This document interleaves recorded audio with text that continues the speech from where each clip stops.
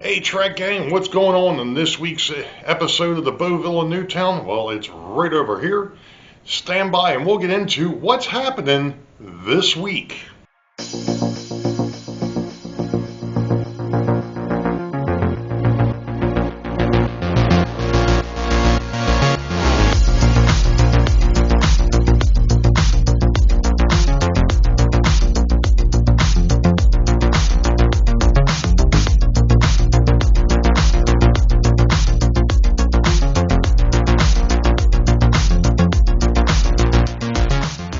Evening Track Gang, it happens to be March 27th of 2023. This is episode 11 for 2023.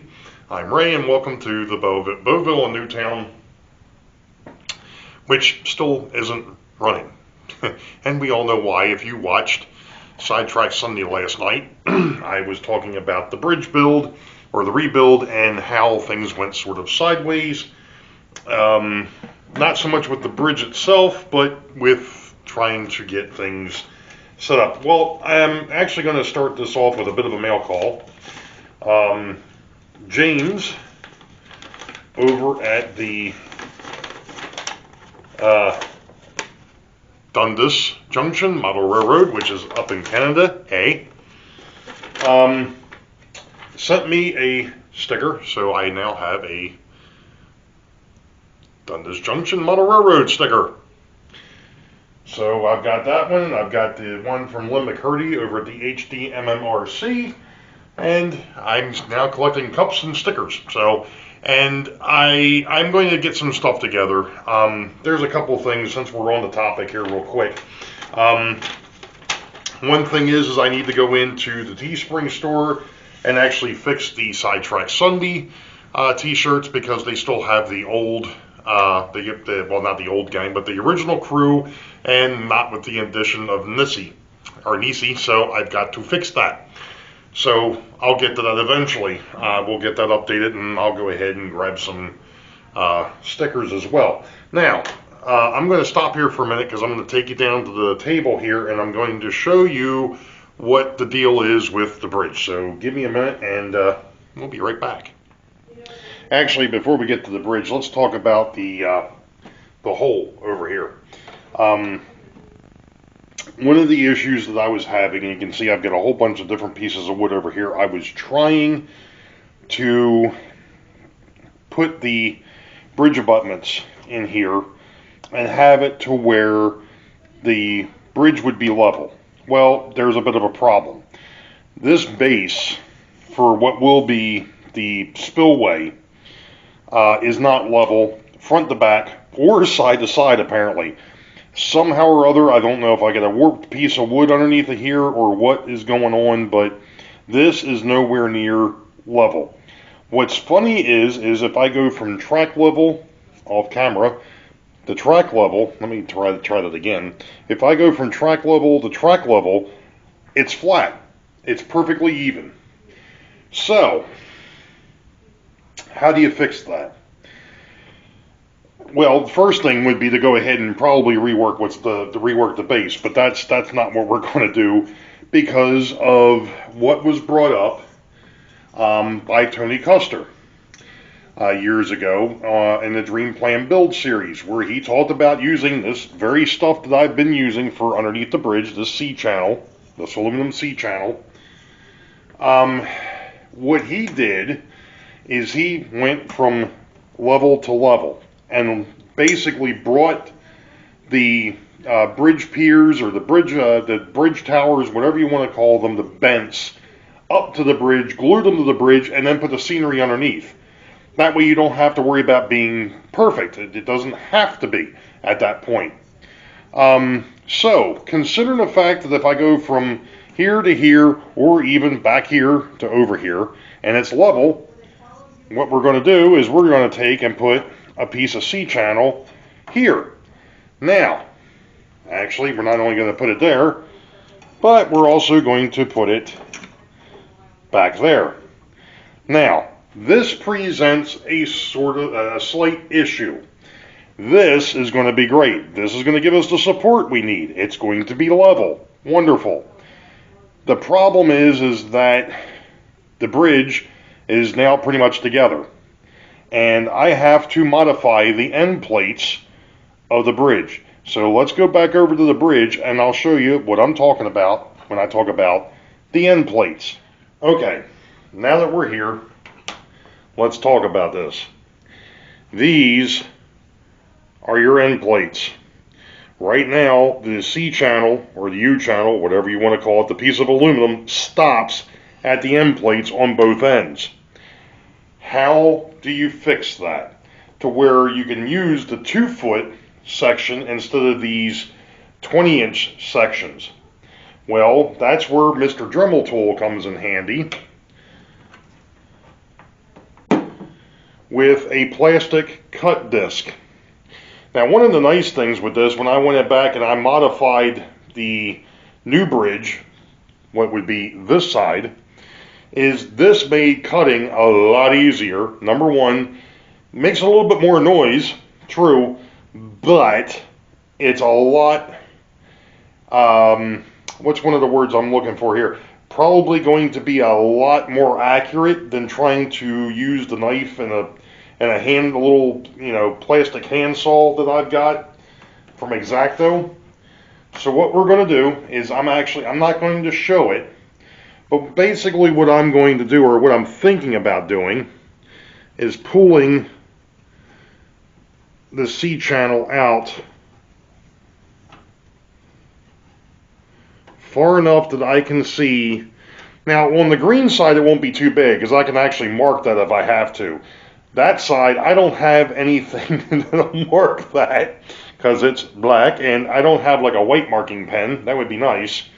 So I'm going to have to eyeball that a little bit. So I'm going to go ahead and make the attempt to get this done without destroying the bridge. And since it's going to be noisy, I'll come back when I'm done. Man, that makes things so much nicer. Using that cut disc, I was using it on a very low speed, which is what I was doing the other night too. And of course, this particular Dremel tool, this here is a Dremel 300. Oh, there it is. I was probably using it on speed 4. So it wasn't going ultra fast, but it was going fast enough that it was cutting through the plastic, or I guess to a point melting the plastic. So I just test fitted using the original C channel to make sure that everything was going to line up. So my next thing is, and if you notice, I took the front off because it's still removable and it's going to stay that way for the moment. We'll get to that more in a minute, but we're going to take this over to the layout and see if it worked. There are points in model railroading where you feel like a complete freaking idiot when you get finished messing with something. A little bit of a backstory here first. I was messing with this last night. It's now Tuesday. But I was messing with this last night, and I could not for the life of me figure out why the back bridge, the rails, when you hit either the incoming or the outgoing, the whole thing wants to jump. And I'm like, okay, something's got to be off. Not a big deal. I'll go ahead and throw some washers or throw a board up underneath of it to get it to level out. We'll be fine. Yeah, I just now figured out what the issue is. Now, if I can get close enough without causing too much hate and discontentment here, I'm going to show you where the problem actually is. Oops, sorry for kicking the tripod. Let's zoom in here a little bit. Now, if you look, the front bridge, because of the fact that I had modified things so much, I had cut back the foam and the road bed. So there's really nothing up underneath it here right now, which is not a good thing. I'll fix that. The rear bridge, and yes, if you look, the piece of C channel goes all the way up. The foam is sitting too high when it gets to this point. So it's actually causing it to ramp. So that basically means that I have to probably cut a little bit of the foam out from underneath on both sides, because that's what I have to do to get the track to sit flat. Which means I can go away from using the stinking washers that I stuck up underneath it there for the moment, thinking that that was going to be a better solution than putting, a piece of this, which is what I had built my car card boxes out of. It's about the same thickness. This is 8. I think this is where they actually. It's also part of the backdrop too. That's that underlayment. So now what I'm going to do is I'm going to go ahead and see if I can kind of slice into this foam a little bit, this road bed, and see if I can get this to lay flat, and we'll come back and see what we got. Okay, well, that was the problem. After all that futzing and everything else that I did last night, the whole issue was the track bed, or the road bed, was too tall. Once I put this in place. So now the tracks are nice and level. That's the reason why I had to put this board, and let me back up a little bit. If you notice, there's a piece of that underlayment sitting here. I'm going to have to obviously cut this back and all and get this in here right. There's no point in doing that until I actually get some trains running across this thing and make sure everything's in alignment and so on and so forth. Because the other thing I'm thinking, and it may not be a great idea, but I'm thinking what I may end up doing is actually screwing this C channel into the wood below, so that way it won't shift. Not that it's going to, but I don't know over time if it's going to want to, with all the vibration of the locomotives and the cars, not so much the rolling stock, but the locomotives definitely, with the weight of them,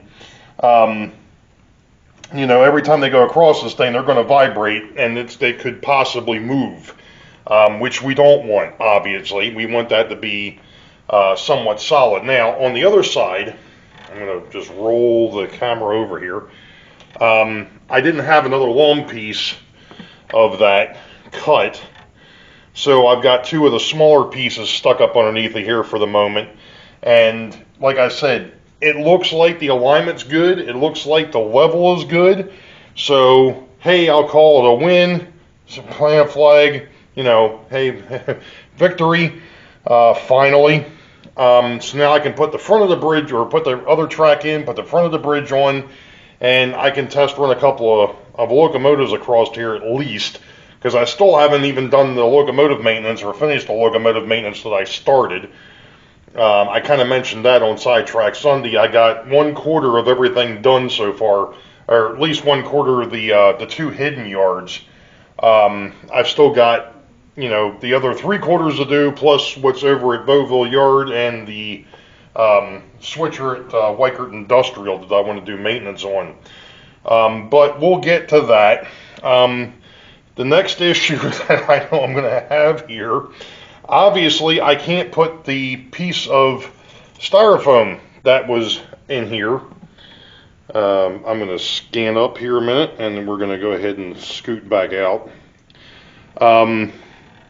Because originally I had, the styrofoam around this as well, to go ahead and hide it or what have you. Well, now it's going to be too tall. So how do you fix that? I've got a novel idea for that one. I was talking about the bridge piers on Sidetrack Sunday that I have gotten, that Santa Fe Bob sent over, that I was going to modify. What I'm actually thinking about doing is, because I have an extra set of the shorter ones, the 1 through 10s, these guys, I may end up cutting some of the shorter ones down, or cutting the bases off of them and laying them next to this and making it look like, and of course that's not even on camera, you idiot, and making it look like this is part of the actual abutment that's going to be over here. And I'm still planning on using these, which will work out really nice now, because like I said, I don't have to worry about being so technical about the height. I don't have to modify these too much, even though I've already started. I could actually bring this out a little ways and put the other one behind it, but then take, like I said, take the base of this off and actually lay it across the top of that one, or something very similar. Or I could go a slightly different route, which I may end up doing anyway, and that is with the bridge or the dam scene itself. I want there to be a stone wall or a brick wall that ties the hillside into the dam, which is how it's done here anyway. So what I may end up doing is just taking that same thing and just wrapping it underneath the bridge to make it look like that's the abutment. So I've got a couple of different ideas here. That this is still in flux. I mean, the biggest thing was getting this thing built. Obviously, the other thing that I still need to do is I still need to put, and I'm going to go ahead and, even though I'm going to be, well, actually I can do this from the side. Let's try and do this way. And I'll show you how easy this is to kind of slide back together. So we're going to go ahead and line this back up. It's amazing. That's like the second time tonight I've actually hit it perfectly. And then over on this side, I'm going to try and back up here a little bit, see if it's on camera, because I don't have the viewfinder flipped. Move the screwdriver out of the way. We can slide those in there, and then on this end we slide the joiners back in for that one, and I haven't done the back one yet, so we'll go ahead and try to get that lined back up. And there we go. So now, outside of actually pinning, and now the front side's too tall. Alright, so we got the back side fixed, but the front side, well, maybe not so much. It's good on the right. So you know what we're going to do? Hold on a second. You're going to see this live. We're going to take this wide board out, and we're going to take the two smaller boards out of this side. We're actually going to slide this one up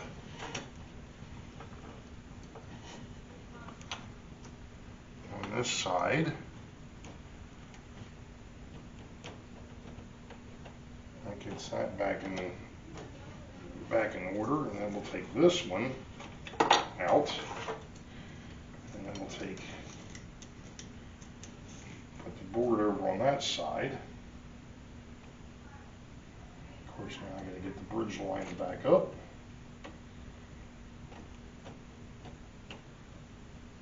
Everything seems to be good on the rear. Now I just got to figure out how I'm going to bring that up just a little bit.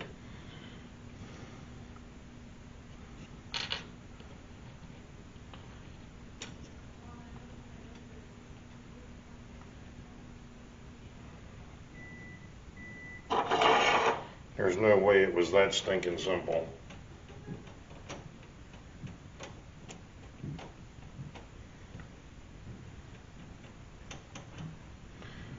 And apparently it wasn't.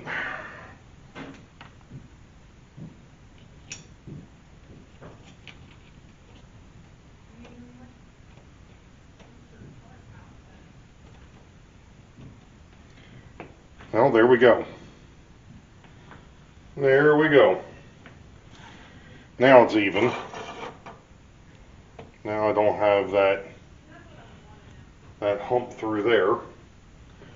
Make sure I didn't do like I did before. I actually noticed before at one point when I was messing with this, I actually had remember I left the Pico ties on the end here to kind of help with the alignment. And I noticed on the rear bridge that when I did that, I had the ties had slid closer to the bridge, and that was one problem. It wasn't allowing this side to sit because the tie was too close to the actual bridge holder, so the bridge deck. But that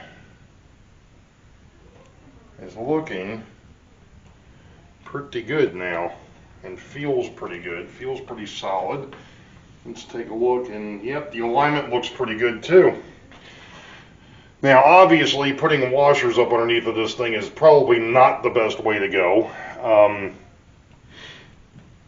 You know, but like I said, I needed to figure that out to see if that was even going to be, well, that's not actually an option. I'm not sure how I'm going to fix that a little bit more permanently. Probably have to get a piece of wood that's a little thicker than that 1/4 inch or 1/8 inch, whatever that was. And of course, I don't have my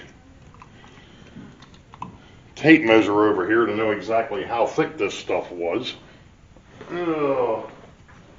Where is my tape measure? Oh, there's my tape measure.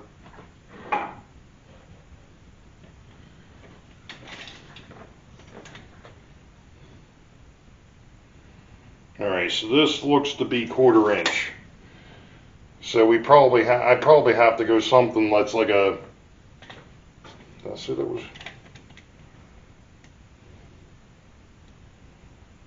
yeah, this stuff's like a 1/4 inch.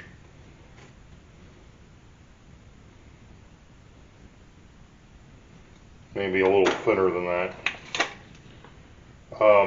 And of course I don't have anything that's a little thicker. I mean, I've got these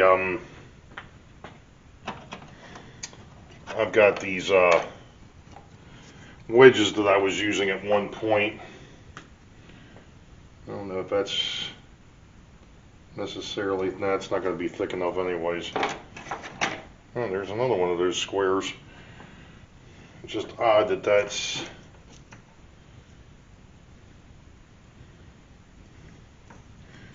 I wonder if there could be something up underneath of this thing that's not allowing it to sit right.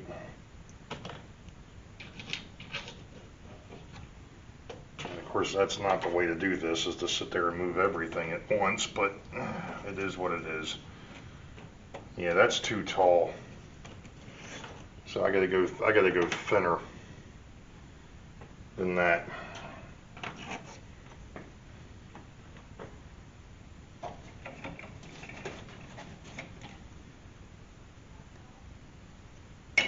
That's too thick. Do do do do do do do do do. Of course, all the scrap pieces and everything else I've got floating around here, and I don't have anything to slide up underneath it or make it a little bit more usable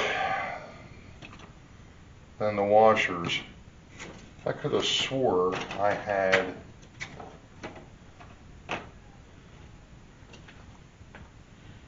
something else sitting over here at one point, but I guess I must have moved it.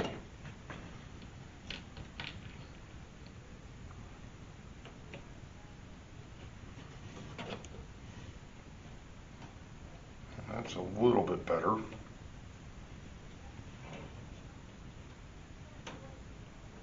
It's still too tall. We'd probably have to take that nub off the top of that for that to sit level.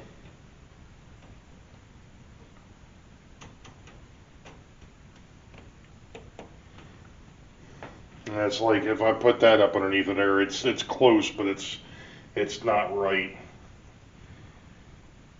Well, something else to mess with. Here it is. I just moved the bridge back, thinking that the bridge was out of alignment. The bridge was fine. It was the tracks that were out of alignment on the back side.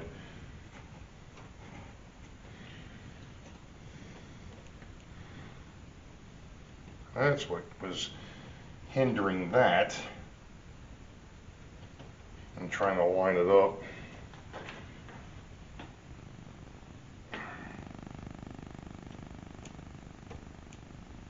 Here we go. We got it. We got it. But like I said, now the only problem is I gotta get, actually that, okay. That would do it. Probably just have to glue a couple of those to the layout, and then we could go from there. But I do know one thing: I do not like this piece of wood freaking swinging out here in the breeze. So we're going to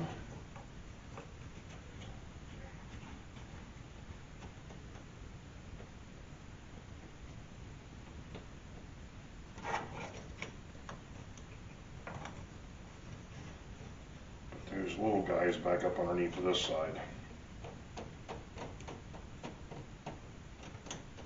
And there we go. There we go. Well, that was fun. Not. All right, folks.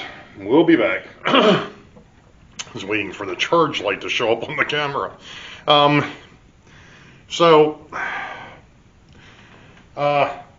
It's back in place. I'm almost done with locomotive maintenance, so I can start running some trains across this thing. But I tell you, again, now that it's 100% together, and of course I'm going to be messing with the bridge piers, or the abutments. I'm going to have to make some up. I've got the parts. I just have to get over here and do it. But I don't want to mess with that until I make sure that this thing is basically bulletproof, because there's no sense in putting things around it until I test it. So we're going to in the coming weeks or so, we're going to test the living heck out of this thing. Let me tell you. So that's going to do it for this video. I've got some ideas as to how I'm going to fix a couple of little idiosyncrasies that are over here still. We kind of talked about them in this video. I'm not going to reiterate them because I've had a bad tendency lately of doing that. In fact, last week's video, believe it or not, but I cut out about 15 to 20 minutes because it was redundant. I'm not sure how I managed to do that, but I did. So I didn't bore you all with an hour-long video. Unfortunately, it was still 45 minutes, but there was quite a bit of content there, and I apologize for it being that long. I'm trying to keep these at least below 30 minutes. I'd really like to keep them to 15, but when you got something like this, it's kind of hard to do that because people need to see what you've done. So, with that being said, that's going to conclude this video for right now, or for now, period. And I'm going to go finish my locomotive maintenance so I can start running some trains, because I am really itching to run some freaking trains across this thing, and see what we got. So you all know the deal. Wait for the highball. Green tracks ahead. We'll catch y'all next time. Be safe. God bless. We will see you. Forgot something. Don't forget this Sunday, John, Schuylkill River Valley has got Sidetrack Sunday, 8 p.m. U.S. Eastern, believe it or not, but I forgot to put that in last week that I had it. So I had to make sure that I told everybody that I had it last week. So this month, you've got John, then Heath, then Rick, then me, and then Nisi's got the 5th Sunday of the month.